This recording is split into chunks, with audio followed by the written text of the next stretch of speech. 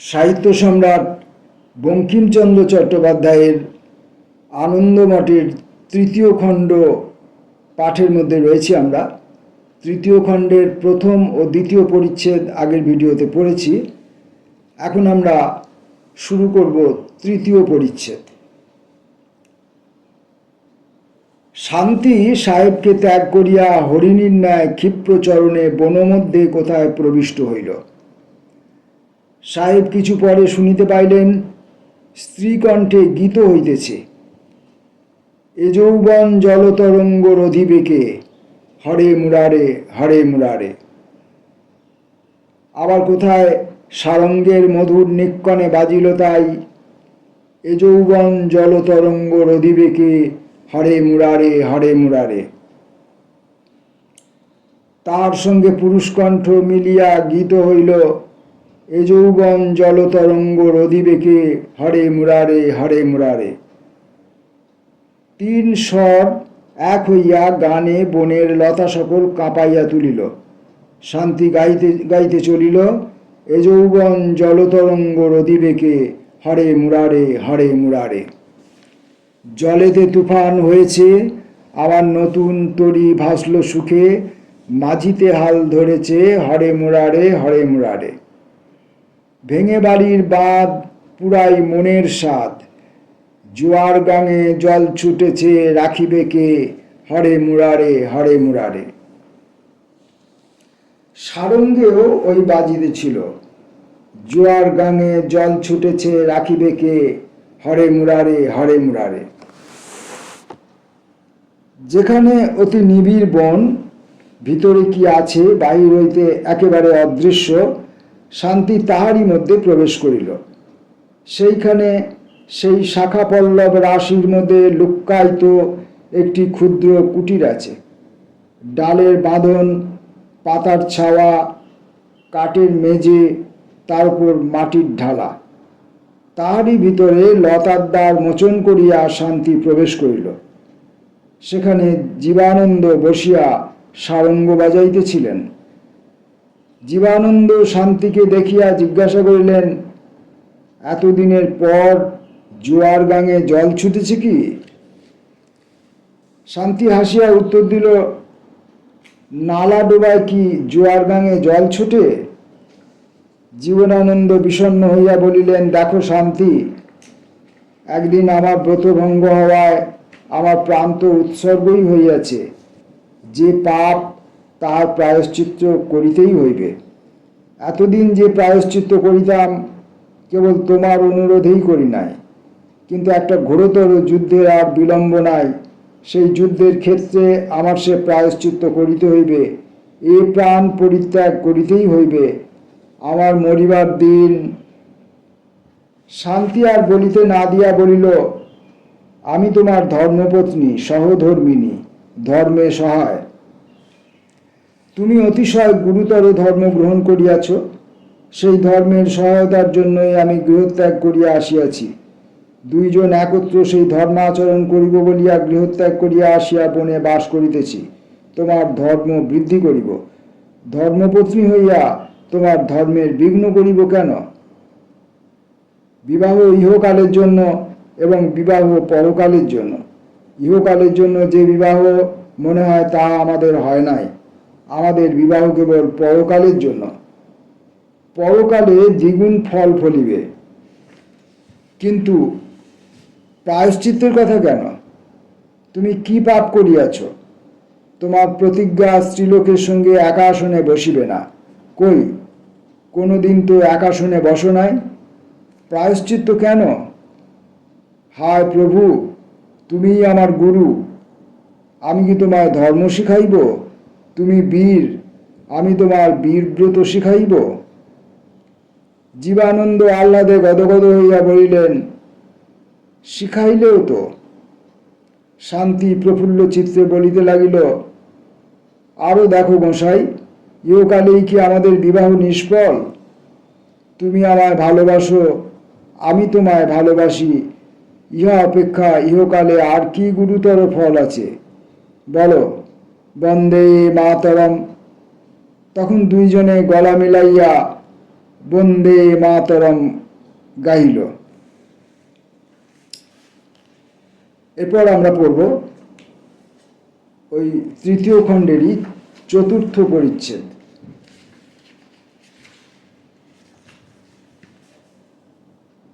ভবানন্দ গোস্বামী একদা নগরে গিয়া উপস্থিত হইলেন।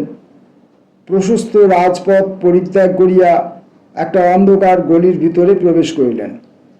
গলির দুই পার্শ্বে উচ্চ অট্টালিকা শ্রেণী।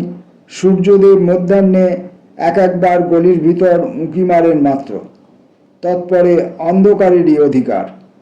গলির পাশের একটি দোতলা বাড়িতে ভবানন্দ ঠাকুর প্রবেশ করিলেন।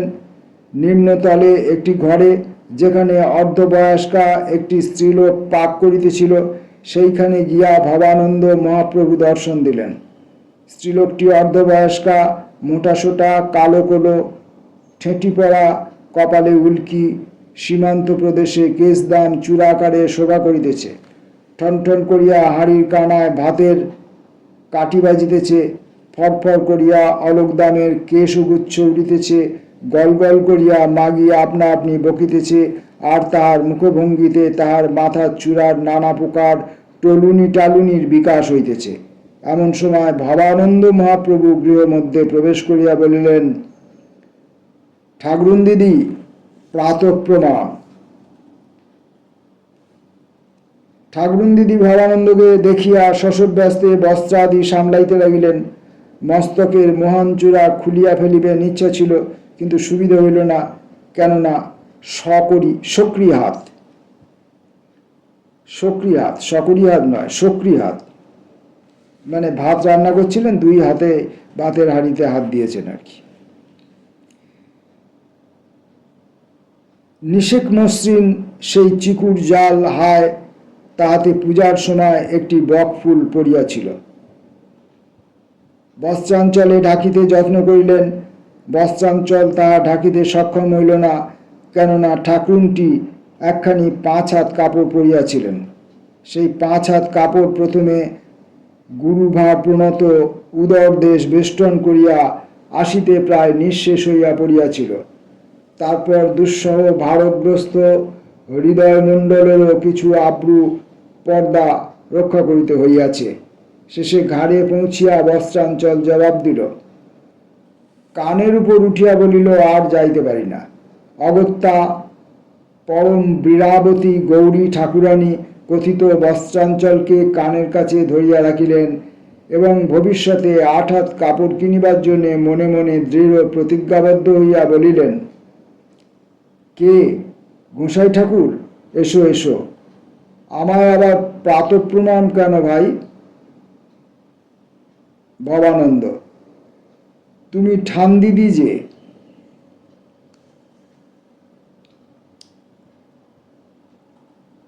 আদর করে বলো বলিয়া।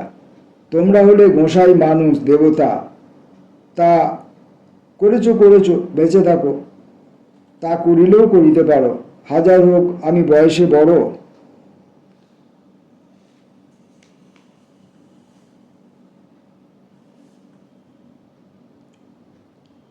এখন ভবানন্দের অপেক্ষা গৌরী দেবী মহাশয়া বছর 25-এর বড়।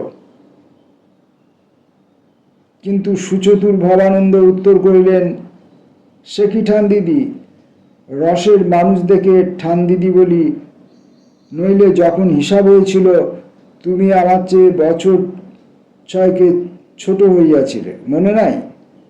আমাদের বৈষ্ণবের সকল রকম জ্ঞান আছে। আমার মনে মনে ইচ্ছা, মঠধারী ব্রহ্মচারীকে বলিয়া তোমায় সাঙা করে ফেলি, সেই কথাটাই বলতে এসেছি। গৌরী বলিল, সে কি কথা, ছি, অমন কথা কি বলতে আছে? আমরা হলাম বিধবা। ভবানন্দ, তবে সাঙা হবে না?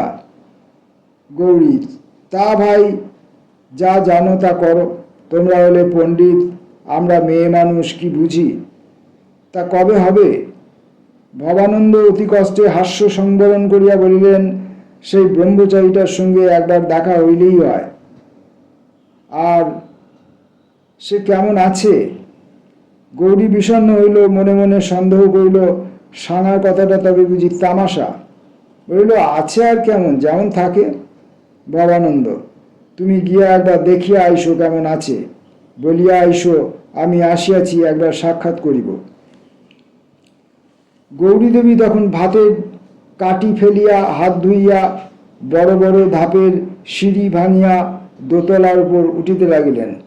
একটি ঘরে ছেঁড়া মাদুরের উপর বসিয়া এক অপূর্ব সুন্দরী, কিন্তু সৌন্দর্যের উপর একটা ঘোরতর ছায়া আছে। মধ্যাহ্নে কুল পরিপ্লাবিনী প্রসন্ন সলীলা বিপুল জলকল্লোলিনী স্রোতস্বতীর বক্ষের উপর অতি নিবিড় মেঘের ছায়ার ন্যায় কিসের ছায়া আছে। নদীর হৃদয়ে তরঙ্গ বিক্ষিপ্ত হইতেছে, তীরে কুসুমিত তরুকুল বায়ুভরে হেলিতেছে, ঘন পুষ্পভরে নমিতেছে, অট্টালিকা শ্রেণীও শোভিতেছে, শ্রেণীতরণী তারণে জল আন্দোলিত হইতেছে। কাল মধ্যাহ্ন, তবু সেই কাদম্বিনী নিবিড় কালো ছায়ার সকল শোভায় কালিমাময়। এও তাই, সেই পূর্বের মতো চারু চিক্কণ চঞ্চল নিবিড় অলকদাম, পূর্বের মতো সেই প্রশস্ত পরিপূর্ণ ললাট ভূমে, পূর্বমতো অতুল তুলিকা লিখিত ভ্রূধনু, পূর্বের মতো বিস্ফারিত সজল উজ্জ্বল কৃষ্ণতার বৃহচ্চক্ষু, তত কটাক্ষময় নয়, তত লোলতা নাই, কিছু নম্র।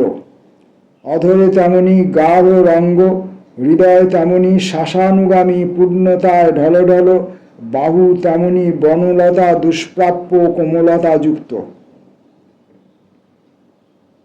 কিন্তু আজ সে দীপ্তি নাই, সে উজ্জ্বলতা নাই, সে প্রখরতা নাই, সে চঞ্চলতা নাই, সে রস নাই।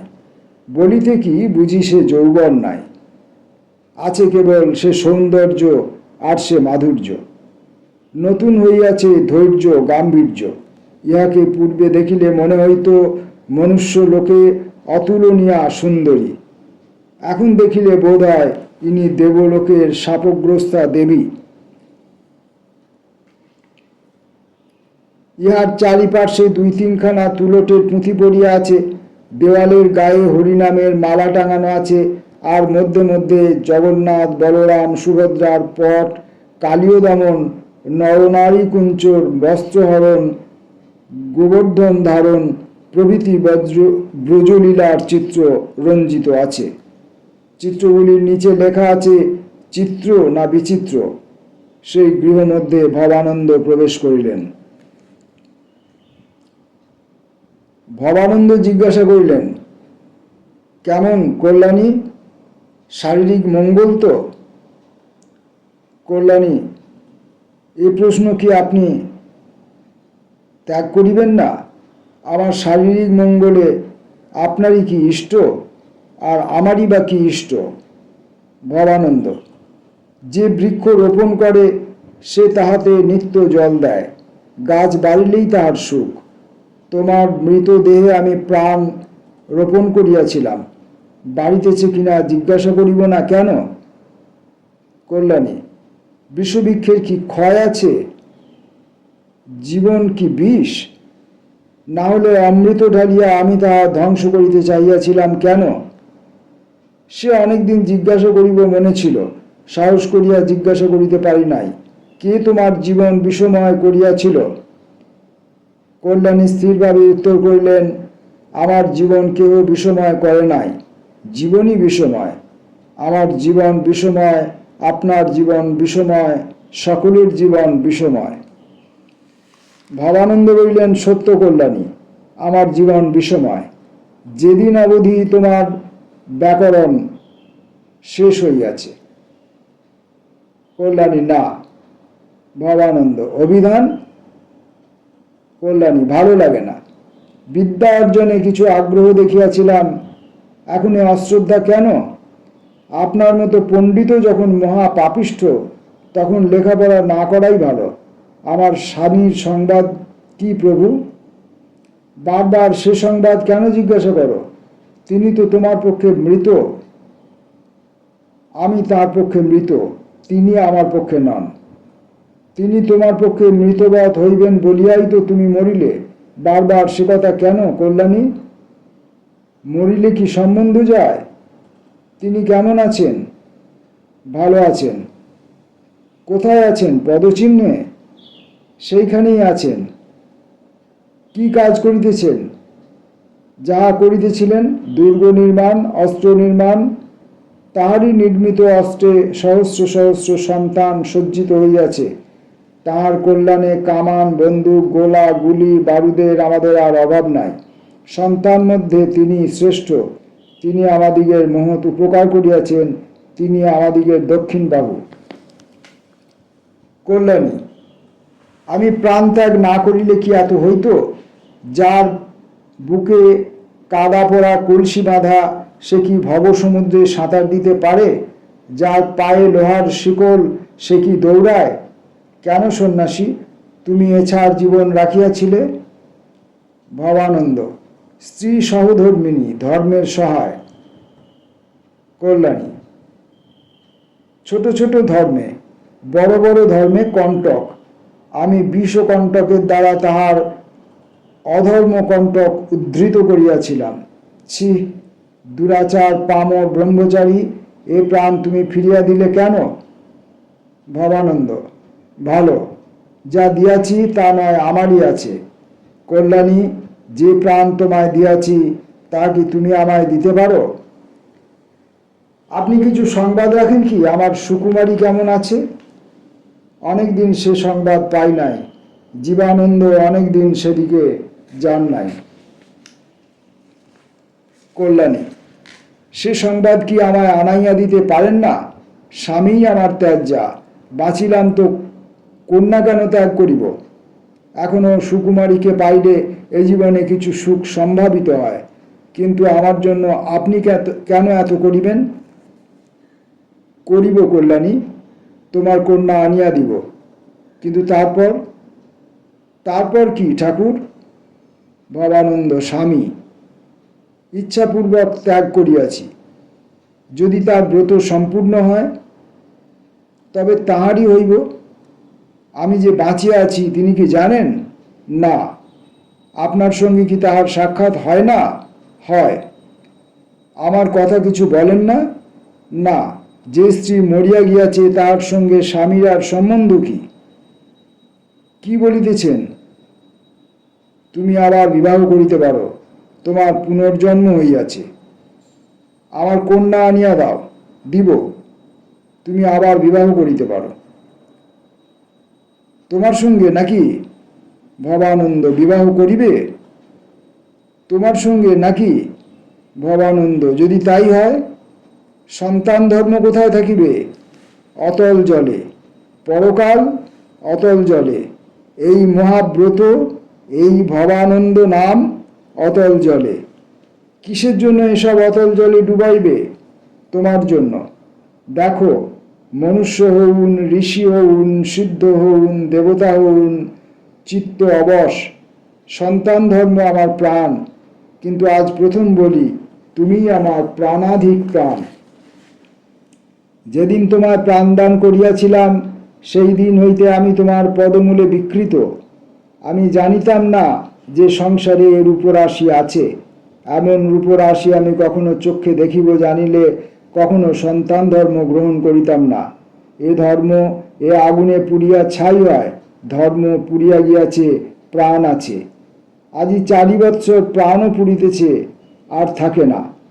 দাহ কল্যাণী, দাহ, জ্বালা, কিন্তু জ্বলিবে যে ইন্ধন তাহা আর নাই। প্রাণ যায়। 4 বৎসর সহ্য করিয়াছি, আর পারিলাম না। তুমি আমার হইবে?